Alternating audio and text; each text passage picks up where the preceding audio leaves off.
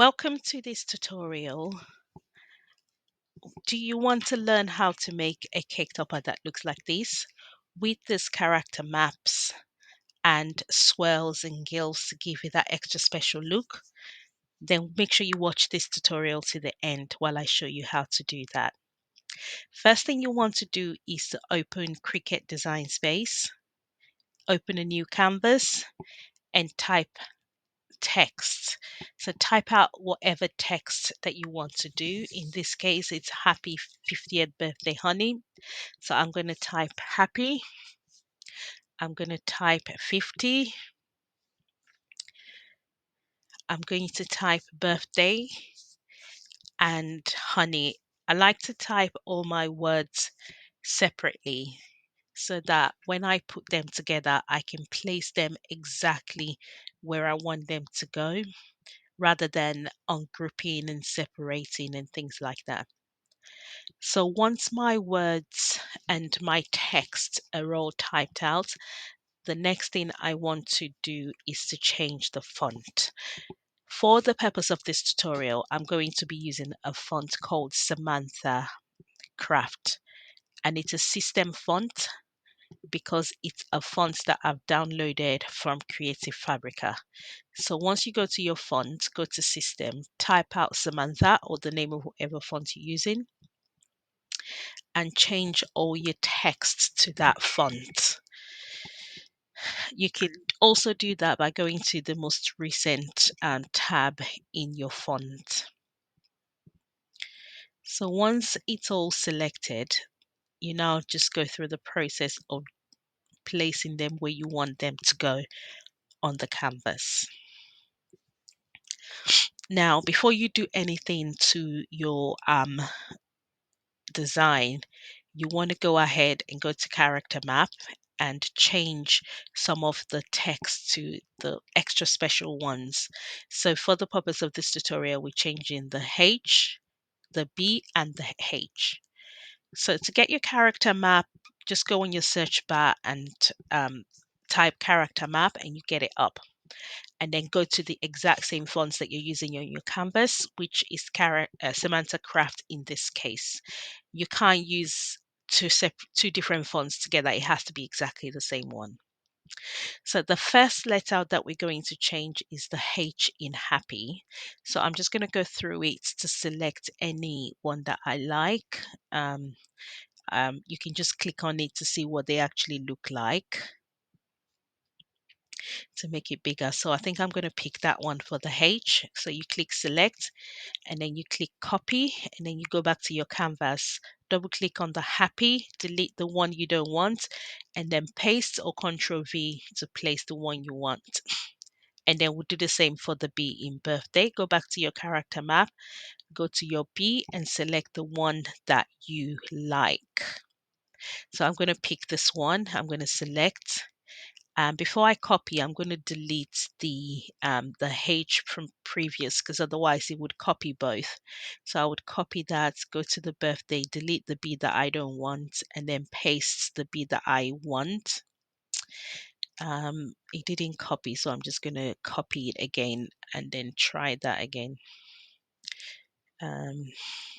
Control V. Yep, that's it. So that's the B that I want, and then I'm just going to change the H in honey to the another H, as you can see in my pre-designed topper.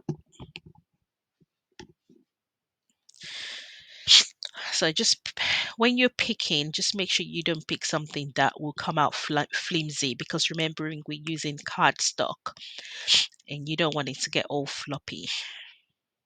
So delete everything from previously and then select the H and then just paste it.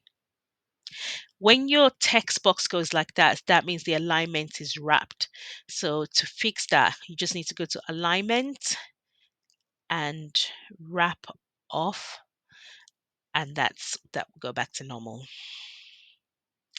Okay, so you've got everything already. Select everything, and then what I like to do is just place them all together in the way I want them to look in the cake topper. so that they all um, in place.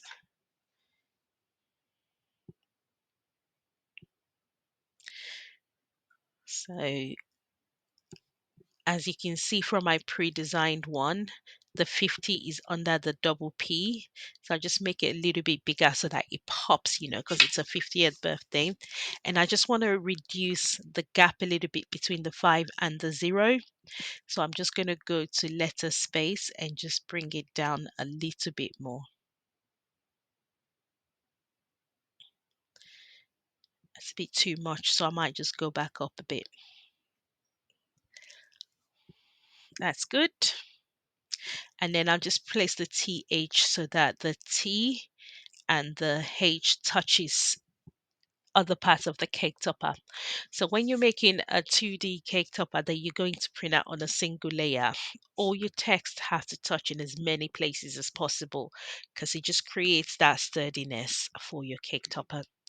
Okay, so I'm just moving the TH around so that it touches.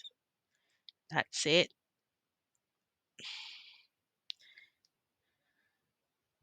Okay, perfect. So it all touches now. And then the next thing is the birthday. Now you can see there's a gap between the B and the I, but there's no gap between the other texts. So if I do letter space, it wouldn't work out. So I just need to reduce the gap between the B and the I. So I'm just going to ungroup that and then just move the B closer to the I and then group all of it together.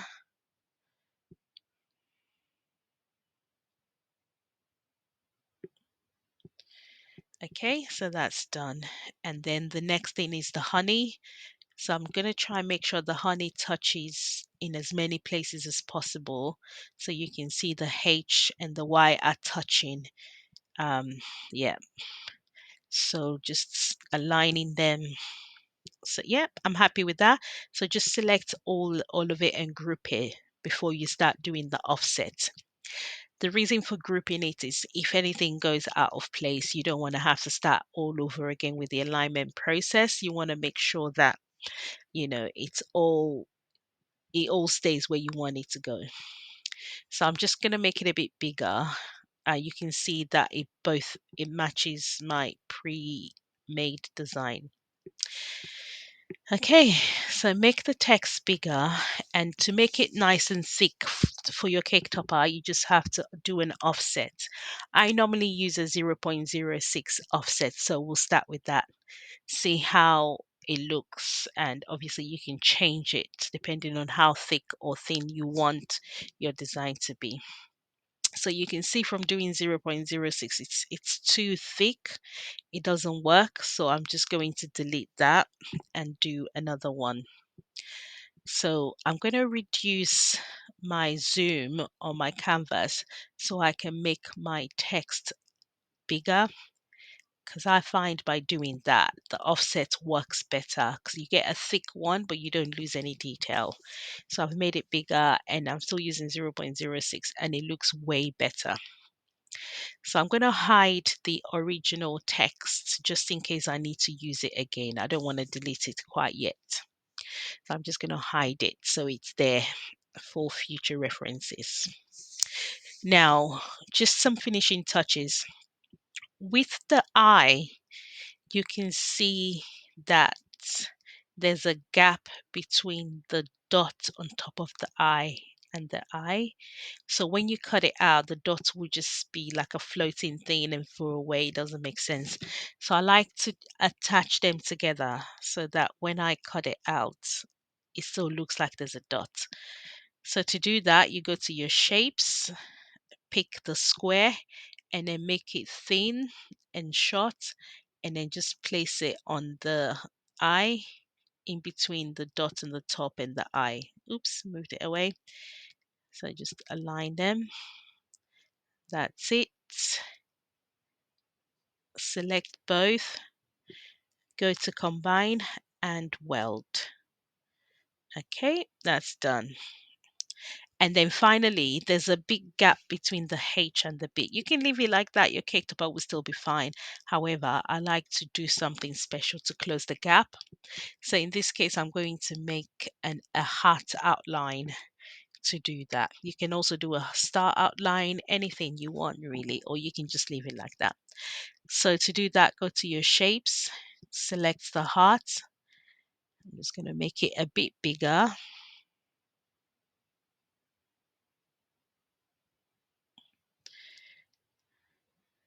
And then go to offset, make it quite big, thick offset, and then apply. And then select both, click slice, and then delete all the inside bits and just leave the outline. I think that's still a bit thin. I still want it a bit thicker, so I'm going to go to offset and make it a thicker offset, and that's much better. So I'm just going to delete the inside. And here we go. Here's my heart.